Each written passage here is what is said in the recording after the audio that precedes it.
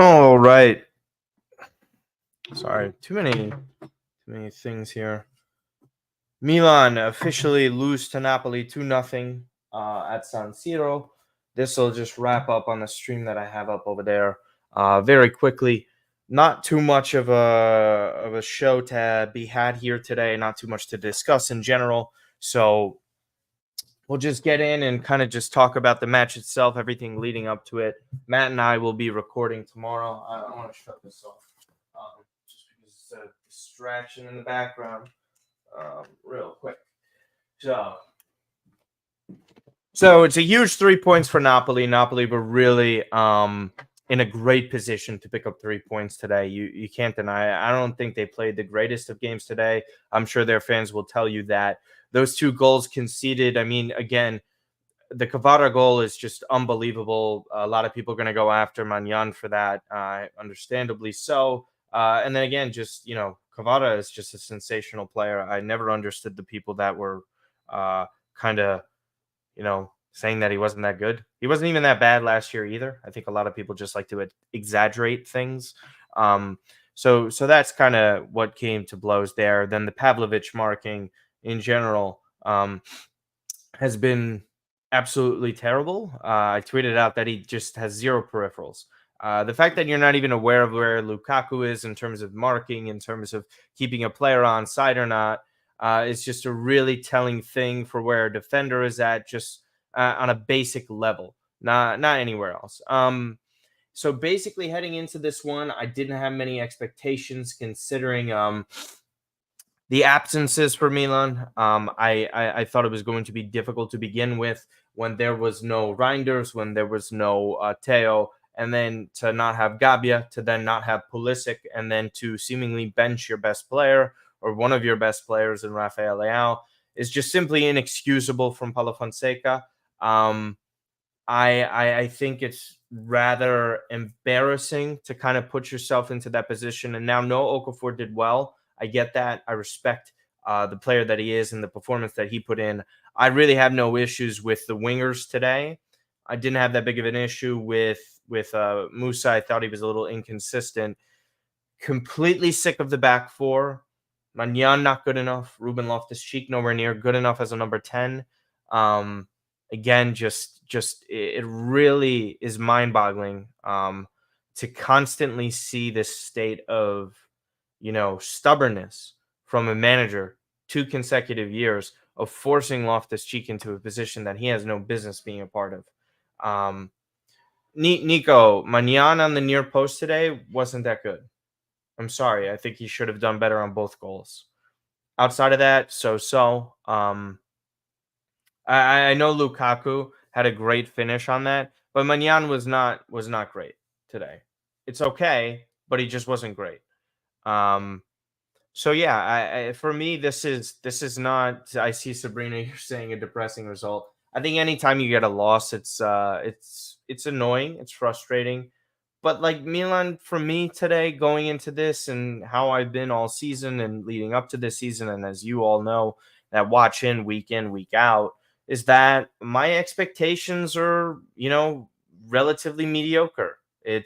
I'm assuming top four if they can get that, and anything else is just really a surprise to me.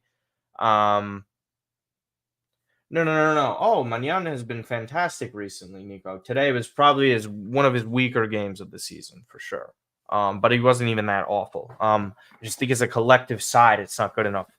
Again, yeah. So like for me, there's so many issues in where they start. We know about management, and I think management is just really just this type of team that isn't a team. I think when you have leaders like Maldini, and I know everybody likes to go back to them, and I'll get to some of your comments as best I can. I just want to finish up this thought on the ownership and management side of things, and it's a broken record largely, but I think the fact is that we have to remember that this is not a good leadership. This is executives that have never been executives before. Di Ottavio, Fralani in football. by the way, Moncada, and Zlatan. Zlatan coming in the middle of last season, and then what we saw last summer transpire with the sacking of Maldini and Masada, which was very late into June. The market started differently. You're putting Moncada and these guys who are really new to these positions in a relatively difficult spot. Now, to start with Moncada, my problem is this. When you have somebody that is good at identifying talent, and the key word here is identify, it's one thing. Now, when you're trying to build a team and putting in players into a formation that were to fit a system, depth throughout your squad, players that fit in personality wise, all of those things, Paolo Maldini excelled at. Realistically, for the most part, he excelled at it as a director. And Masada, the same, where, okay, we have these players that could fit into these positions. We may not have the finances that we would like, but we're going to have to haggle for certain prices on certain players and plug them into positions. Moncada gives them a list of relatively talented players, and they choose to, build the team off of that. It's not like they're Moncada's first choices are the players that Maldini and Masada were to sign. And again, you look at the managerial hire. So if you know you're hiring another manager like Paulo Fonseca, who plays similar to what you had in Pioli with a 4-2-3-1, wouldn't it be wise to give the manager the proper players for that formation so he could actually use it instead of what we've been seeing? If you know you're going with a double pivot and a number 10, then where is your number 6 and where is your number 10? You don't have either of those. You have a bunch of box to box midfielders that you're forcing upon a manager to make decisions on and to put him out of position. That sets him up for failure. That sets up players for failure. And guess what? It sets up your own self for failure because you're not doing what is necessary to build a squad. Your right back signing is Emerson Royale. And again, I don't give a shit who missed the game today. 5, 6 players. These are all different from the 5 or 6 players that we're missing. This is about, if those guys go down, what are your options? And we saw when Milan did not have many options, what they have. What they have is Loftus-Cheek playing in as the number 10. Yet again, not a number 10, okay? If you put Pulisic in there, that's one thing. He could do the job. The technical ability is there. The positional awareness is there. Even Reinders to an extent. But Loftus-Cheek is not that. And he's not a number 6 either. It is aggravating. It is so insane to constantly put this square peg in a round hole and force it in when it's never going to go in. Like, it's insane to me that they try and do this. And then the backup left back, which is a common thing that's in the chat right now. And chat is right. The majority of fans are right. We've been saying this for years. We're hearing in the preseason press conference of Alex Jimenez having an impact on the team this year. He has not had an impact whatsoever on the first team. Terriciano, who's played a bevy of positions at Verona prior to joining Milan, clearly not good enough for it. And the drop-off between him and Teo Hernandez is substantial. For me, it's really frustrating to also see your best player benched. I think one of the things that I tweeted during the game was Napoli seemed to have struggled after their first goal. Milan weren't completely out of the game. They weren't in it per se because they weren't playing well. However, when the game is sort of going like that and it could flip at any second and it's a 1-goal game, the difference is always great players in moments like that. Kvara, great player. What a player. I just, that finish was fantastic. He deserves every bit of praise that he always gets because he's that good. And that type of player at any moment can flip a match on its head, just like the number 10 of Milan. But when you're putting in guys like Okafor is a pretty good player, don't have anything negative to say about him. But in reality, he cannot change a match like Leao can. No singular player on this team, in fact, maybe Teo, can flip a match in an instance with that sort of movement. To me, it's frustrating. I think there were some positives today on an extent. To me, I don't think Musa was that bad, but put into the position that he was in, he's not going to thrive. But you see the flashes of what Musa can be. And I think he's added a bit more consistency to his game, but there's a lot missing there. The final third product still. Um, I think the club should stick with him. I think that they should give him more minutes. I hope that he gets more minutes. Someone like I Marcus, I disagree. I don't think Musa was pretty bad at all. I great. No, I think he was fine. He was the one of the few players with positive actions with carrying the ball forward and pushing forward and giving them a chance to do anything. I think that's important, especially again when you're his age, playing out of position. Like it's again, this goes back to management. This goes back to even the manager, who Paulo Fonseca. People want me to talk about. I'll get to that. Um, I think I'm going to just do something on the two center backs really quick.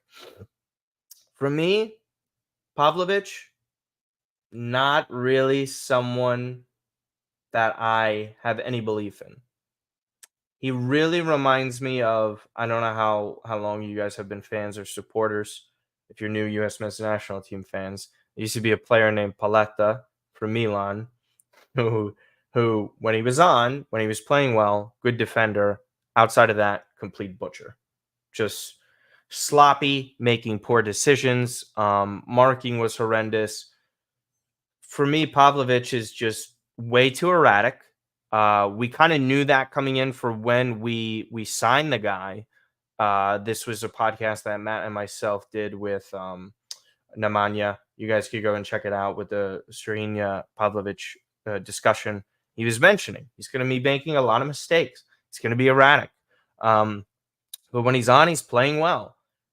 He's just not ready to be a full-time starter. He's just not. I think that's fairly evident right now. And for me, it's sort of also like, where does Fonseca go? Gabia's hurt. Tomori's not good right now.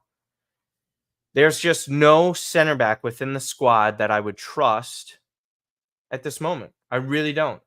That's frustrating to say. I think also someone like Gabia as well. It's the same thing. When he was playing, when he was the slightest bit of consistency. Again, so we're still not going to see him for a couple more matches. I believe he's out for Monza and then Real Madrid. I don't even want to think about that Real Madrid match. Real Madrid match is going to be abuse. Seriously, I don't see, like, with how pissed off Madrid are after yesterday's Ballon d'Or fiasco, that they're going to be letting up against Milan, where also it's a big thing for them to face us. I think as far as Fonseca goes, I think Fonseca is pretty much proven at this moment in time that he is not that manager that's going to get us number 20. I think I kind of felt that anyways when he got hired. I thought, maybe an opportunity to play some good football and progress the team, progress some of these youngsters. We haven't seen any of that yet. We haven't seen consistency in the starting 11. We haven't seen growth from other players. For me, Fonseca's decisions are very rash. They're perplexing at times. I think some of the decisions are warranted, others aren't. Much of what went on against Fiorentina, I put blame on everybody. I put blame on the manager for just not putting his foot down for that situation. I put the blame on players for not being the leaders that they should be. I also think the team clearly lacks certain talent in areas. I think a lot of people thought this. And yeah, Nico, I 100% agree. I think Fonseca was, if anything, a marginal improvement that we would have hoped to had a better organized defense. This defense is still nowhere near good enough. So again, it's just not a good enough team right now, and they're not going to be for the rest of the season. I'm fairly confident in that. What I'm hoping for to really turn around is the fact that they could maybe have some semblance of a decent defense and hopefully make it into top four again. It's and maybe missing top four is the wake up call the club would need for someone like Jerry to realize, like, holy shit, I messed up. What I'm doing here is regression. It's not progression, despite what the numbers and financials say. Financials are great for the club. That's awesome. It's a much better position than when they've been in 10 years ago. But when you're regressing from the sporting side while also increasing in terms of financial stability, you're doing something wrong. You're doing a lot wrong, actually, because the correlation should be that both go forward. It shouldn't be one is improving, the other is regressing. That's not supposed to happen. You can't be financially more healthy and getting worse. That's just in the long run will also drag down your financials. It's a real issue for the club. Fofana is not that bad. You got to calm down with this. Seriously, calm down. Fofana is a fine player. He puts in pretty decent performances. Uh, let's relax with that. He's put in out of position. He's put into a squad that he just simply joined. Um, yeah, Winston. I don't think you can understand that. What I was saying was I don't expect Milan to have a decent defense. Is what I was hoping for. Uncle Sharma. Yeah, man. I mean, listen. We say it every week. I Moreno, I'm gonna put you on mute in a second if you keep on professing that good players are bad players. Please stop, please. It's getting tiring. Yeah, I mean, listen, Sharma, I think everyone knows RLC is that poor. I saw a poll, by the way, of I don't know what Inter fan put it up, but they said who gets more crap from the fan base, is it Mkhitaryan or Loftus Cheek? And I can't for the life of me believe why that many Inter fans would rip on Mkhitaryan considering his age and situation. Um, I just think this is the biggest issue of the team. I think it's really tiring to kind of see this happen. Um, because this is just one of the worst defenses I've ever seen from Milan.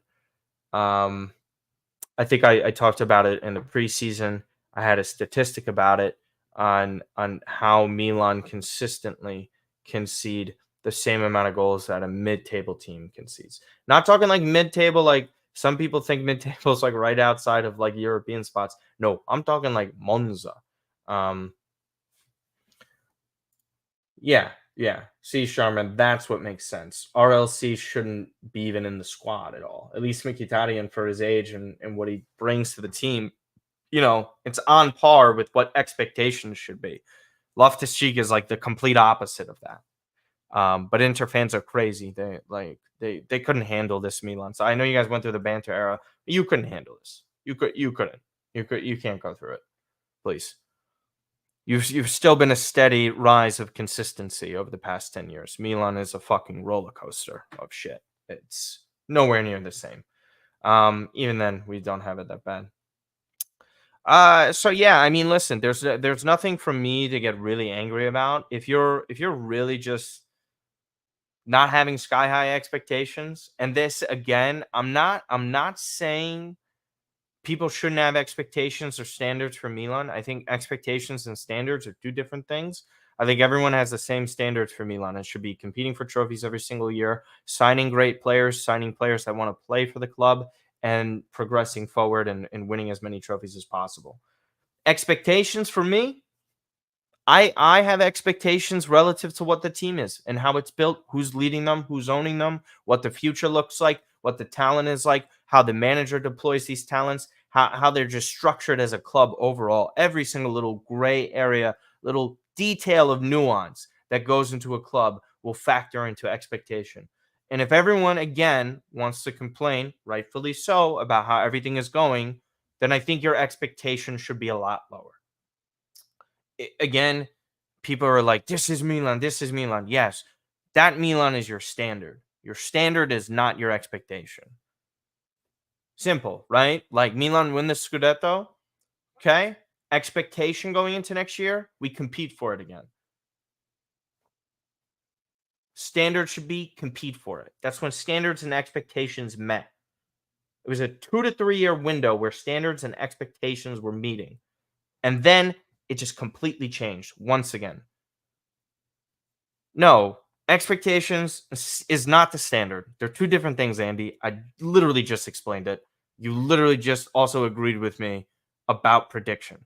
Expectations are predictions. It's synonymous. Standards and expectations are not synonymous. They're two different things. Two totally different things. Again, it's just not. Okay, Mr. Alpha Bravo. To be fair, as an Inter fan, I think today absolutely everything went against your way. The Leao thing doesn't help, but Fonseca isn't making it. Yeah, I mean, like I would toss it out the window. I don't think it's fully reflective of how the team currently is, because when you're missing that many players, come on, like your odds of beating an Antonio Conte team, really realistically, the only massive piece that Napoli was missing was Lobotka. But Lobotka, in place where you have Billy Gilmore there going against that Milan midfield, you're kind of like, okay, if we were to miss Lobotka in a big match against a big side in Serie A, probably be against the weakest defense, midfield and defense in Milan. So for them, it's okay. And they survived it. And again, I don't even think Napoli played that great today. But you know what? It doesn't matter. It's 3 points. This is what Conte does. He's going to continue to do it. It's why they're going to be fighting for the Scudetto this year. I think it'll be down to like them, Inter, maybe Juve will be involved. I think those three will be in it, and the rest are on the outside looking in. It would be a miracle if Milan won this. It would be a miracle in my opinion, and these are expectations now. It would be a miracle if they won any trophy. The best chance that they have is the Supercoppa, where they give them this crazy format where they might have a chance in a one-off game. They're going to have to probably go through Inter again or Juve, and then I forget the other team. Could be Atalanta in it. Just forget. Again, this is if it, unless Fonseca Napoli won fair and square, no point in talking about Bologna, no playing. Yeah, sorry, we were down. Important match players. Fonseca's disciplined games, right? Yeah, I don't know who was saying anything about that, Joel. Thank you, Diego. Brian Fonseca starting Pavlovic and Emerson instead of Bartezaghi and or Tomori left back. See, Brian, I understand where you're coming from, but also like it's sort of you have me at Pavlovic and Emerson. I would have liked Tomori. Jimenez, I understand your shout. I wouldn't have put in Bartezaghi. Bartezaghi is not ready. I think he would be worse. MK Milan, there are 123 people in here. I'm talking. I'm also trying to read chat at the same time. I'm not purposely ignoring anyone. So why don't you chill out? Stop being a little insecure about it. What excuses? When I'm literally holding everyone accountable every fucking stream, every episode, every fucking week, every time. How many times? What excuses? I don't give a shit, dude. I don't make excuses. What are we talking about here? It's so obnoxious when that stuff happens. I appreciate the support tuning in, but Jesus, I do it every week. I have to tell you, I have to go on replay for it. Jeez, come on now. You know how many messages are funneling in like it's Harry Potter in the Chamber of Secrets when they're shooting fucking envelopes through the fucking door? Come on. I try and answer as best I can for everything.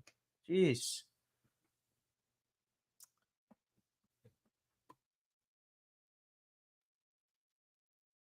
Brian, they're both nothing special. Grazie, Sharma. Appreciate you. In the dollar you spared. Less than a pound. Wonder what costs what. Okay, I saw Nico say something.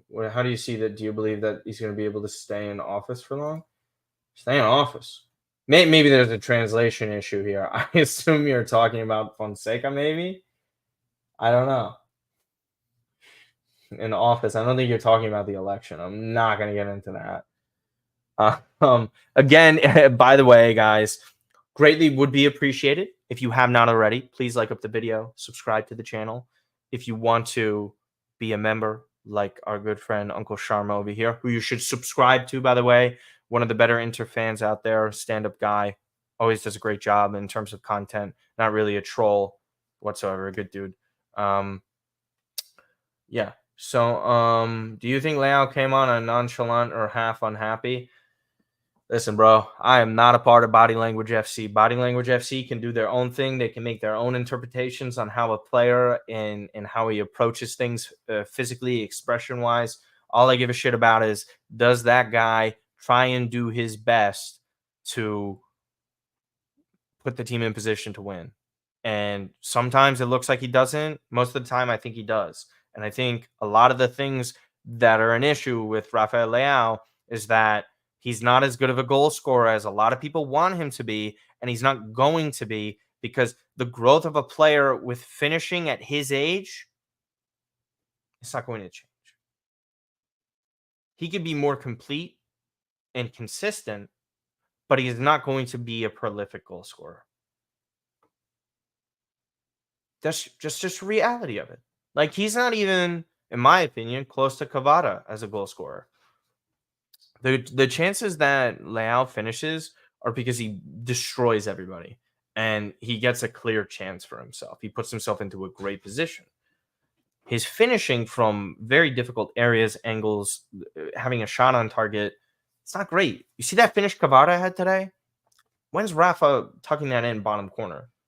He's had way too much inconsistency over the course of his career to do something like that. Hey, Julian, we say this almost every podcast episode. That's how I know you're new. So no worries. Welcome on in. Fonseca out. Get me Xavi. No. Pellegrini. No. Sadi. Maybe the only team. I mean, they're not okay. So what I think with Fonseca should have never been hired in the first place. So kind of what I think, it just doesn't matter. If you sack the guy in the middle of the season, like, just whatever, go get Sadi, I guess. To me, I don't care if he stays or goes. To me, you have to get a solidified signing at manager, because that matters. Now, again, I explain this time and time again to people on social media, Twitter mostly, because Twitter is just always a place where you bash your head against a fucking wall. But the point is this: when you sit there and you say to yourself, "No, Mancini, please, Rob, you're great. Please no, please no." Again, what I've said is this. So Milan are now tasked where, in a situation, they're likely going to have to sack the manager prematurely prior to his contract expiring, right? Like, totally correct decision if it were to be made. I'm not going to disagree with that. However, that's going to cost Redbird more money annually. They're going to have to pay somebody, right? So they pay him not to manage the team for a couple of years unless he takes another job elsewhere, blah, blah, blah, right?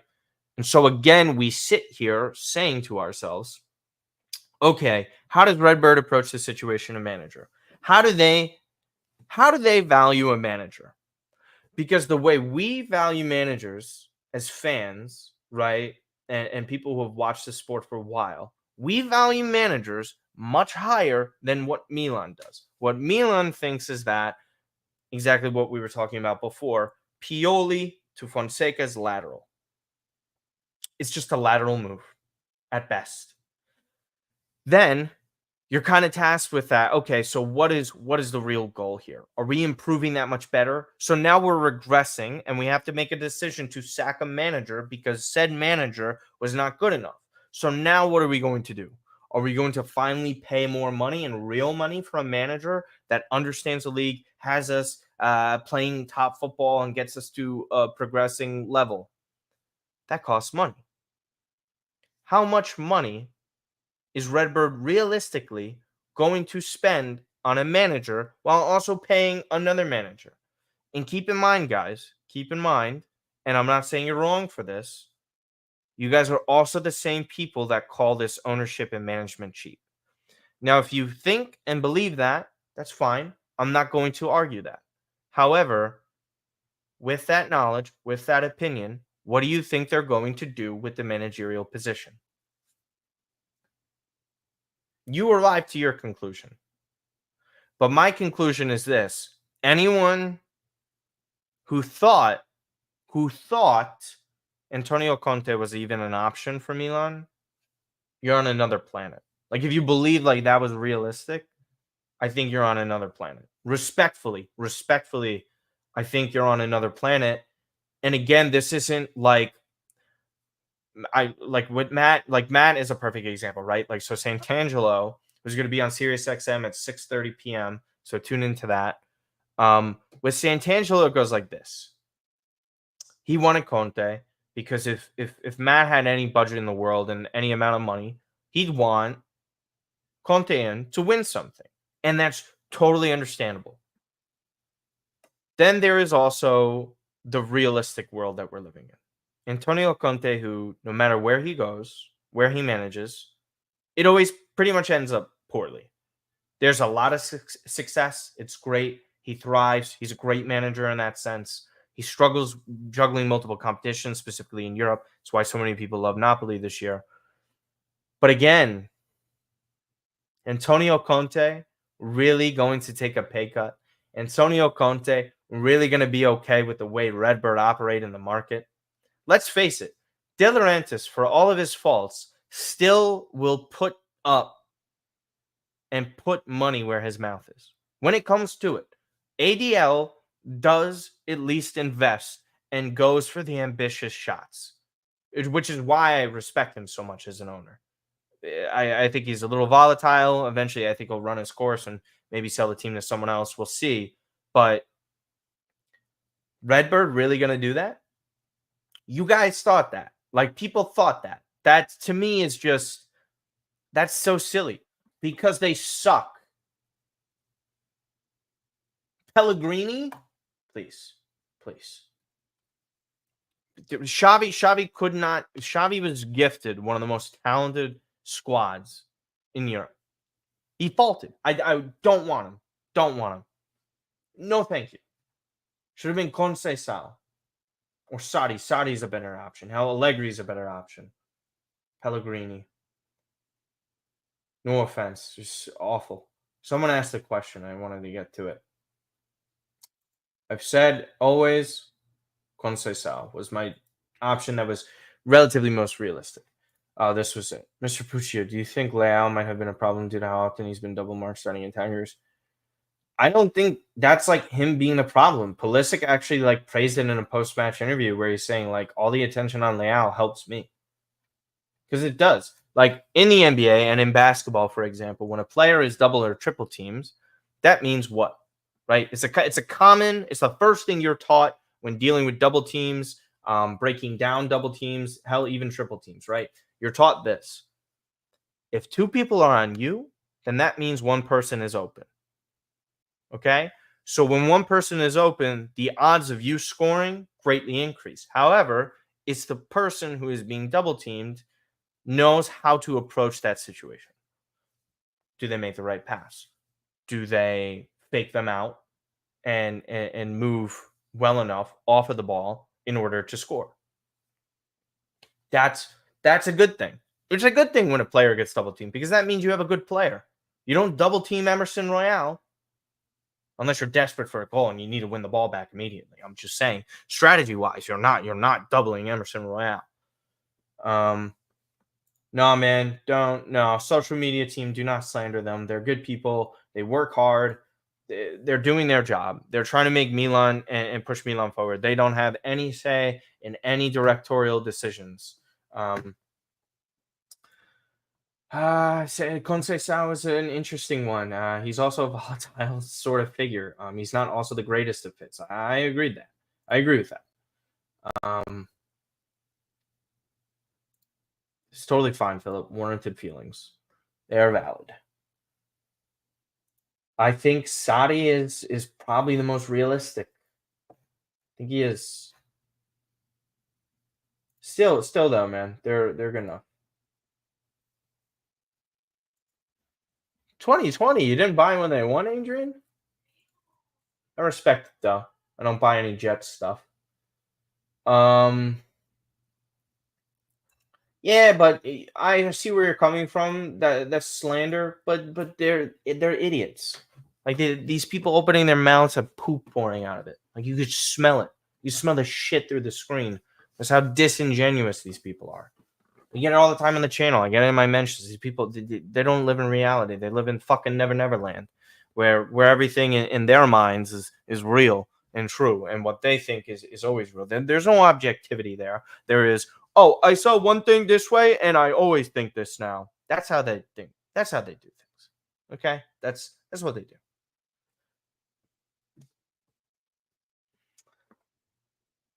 What would any coach change? I'm sorry, Michael.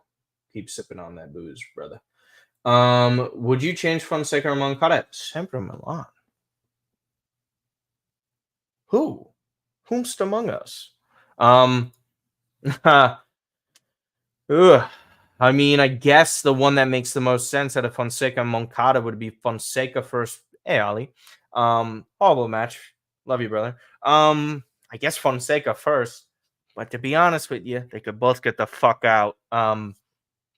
That's realistically where I'm at because it's the same thing as like selling like a bad player, right? Like the most obvious and quickest move that you could make is just sacking the manager. So when you sack the manager, then you kind of make those decisions. But then if you're the person making that decision, right, Ali? So like in this case, I guess you would be Jerry, maybe Zlatan. I'm not sure who would have the authority. This is also part of the fucking issue. We don't know who's in charge. So here's my thing. So okay, so in this world, we'll put Zlatan as the decision maker, right? So Zlatan decides who's the coaches, who the directors are. He says he's CEO, Furlani's CEO. Who knows, right? We'll say Zlatan makes the decisions.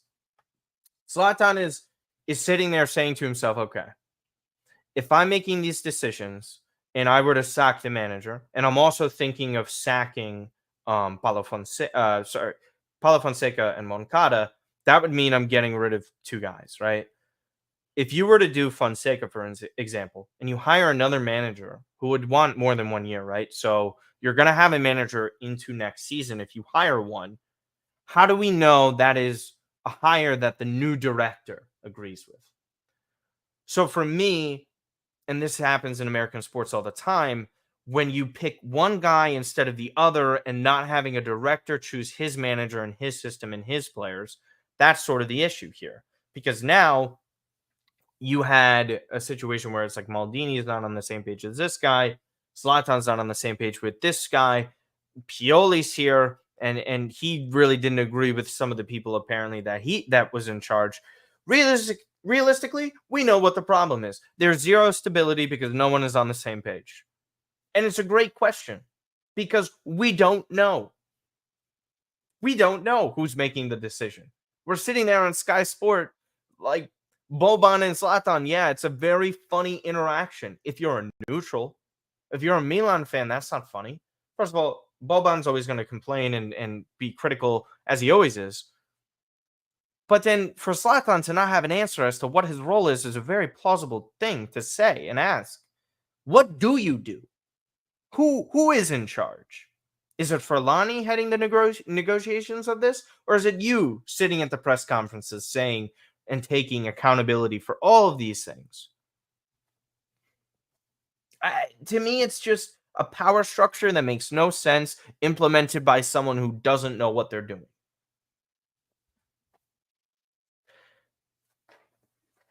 Collegial management very worse. Too many cooks spoil the broth. Dodgers and Kvara. Yes, sir. We hope. We hope. Sorry to any Yankees fans in here. Trying to get up to some of these messages after that. Counseling is as best as you guys can. I'm happy this is a place. Hey, Brian. Real quick. You're free to have your opinion and everything. Say what you want. I'm probably not going to agree with most of it with the way you're approaching it. However, there's one thing you are not allowed to do on this channel, and I will mute you if you do it again. We are not AC. This is Milan or AC Milan or Milan. Those are the names. Rossoneri, never AC. It's one thing we could at least be proud of. It's like calling like any team with FC in their name football club.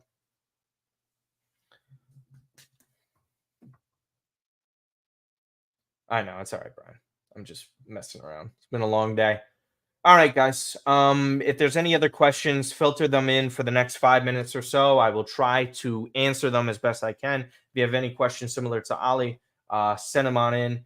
And again, go subscribe to the Sempre Milan channel. Done a lot of work over there. Obviously, you see my shorts there all the time.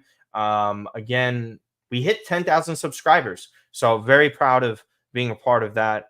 Ali and the boys have worked so hard. Torgrud, Maddie, Steph, Badir, everybody that's involved in that. They do such a great job. We talk about a lot of the articles that they aggregate on this channel and the podcast as well. It's always so helpful to have a place that we could easily go to and check it out. The next podcast is tomorrow with Matt. Again, Matt will be on SiriusXM in 10 minutes. So be sure to go and check that out. Look at his Twitter for that one. It's in the description here. So again, please like the video if you have not already. Has Pulisic been the best player this season? Yes. It's not even a question of who's been the best player for Milan this season. I think the better question is who's been the second best player for Milan this season. I think that's a better one. Why would you keep Chuck on the right and move Pulisic central? Yes, this is something that I've asked and wanted for quite some time. I wanted Pulisic central, Chukwueze on the right, Leao on the left, and then one of the strikers up top. I think that would have been the best opportunity for Milan to score. Come on, Erling, be nice.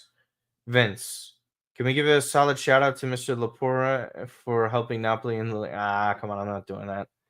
Not doing that. This is not a Napoli thing.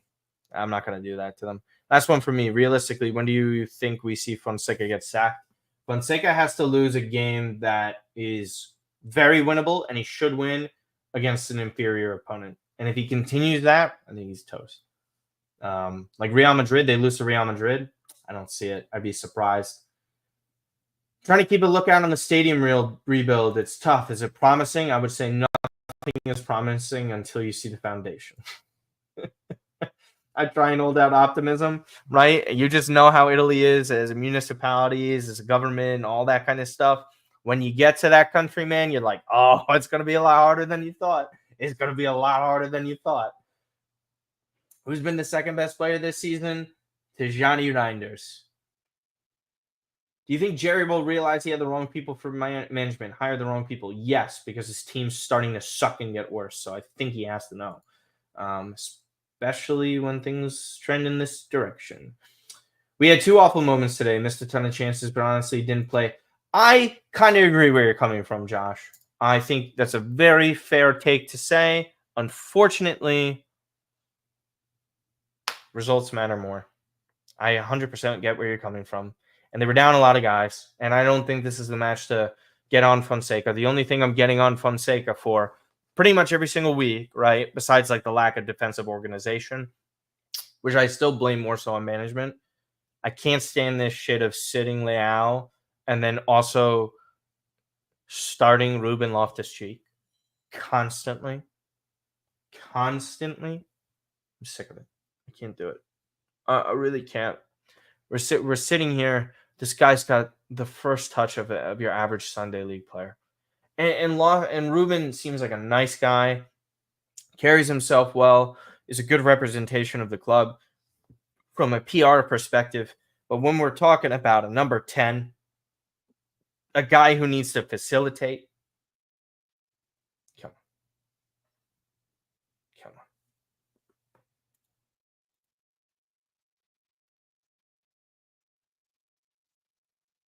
Yeah, thank you, Steve.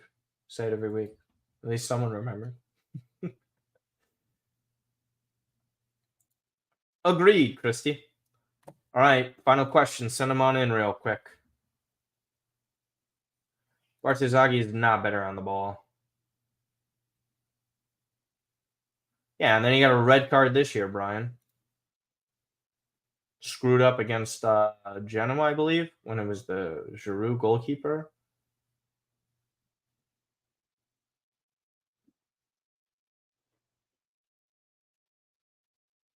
Pellegrini won the Euros. What are we smoking here, Brian?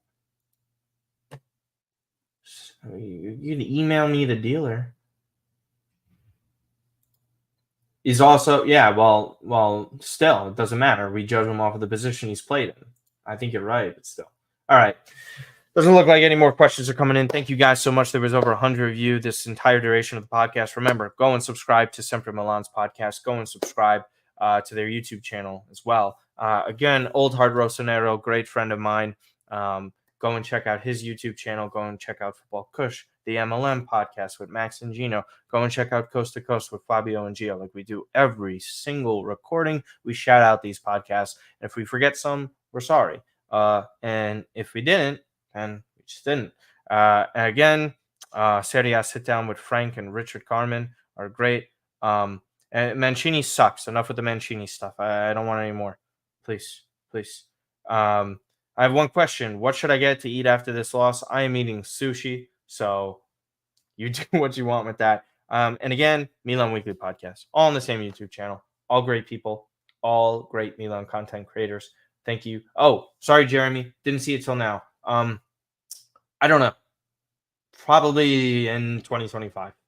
It doesn't look likely soon. So yeah. Again, thank you guys so much. Subscribe, like, and if you missed most of the stream here, you could just go all the way to the beginning and rewatch it for yourselves. If not, you could just go over to the live tab. If you did not see that or you lose the link, you could just go to the YouTube channel itself, go over to the live tab, see the most recent recording, and there you are. Other than that, take care.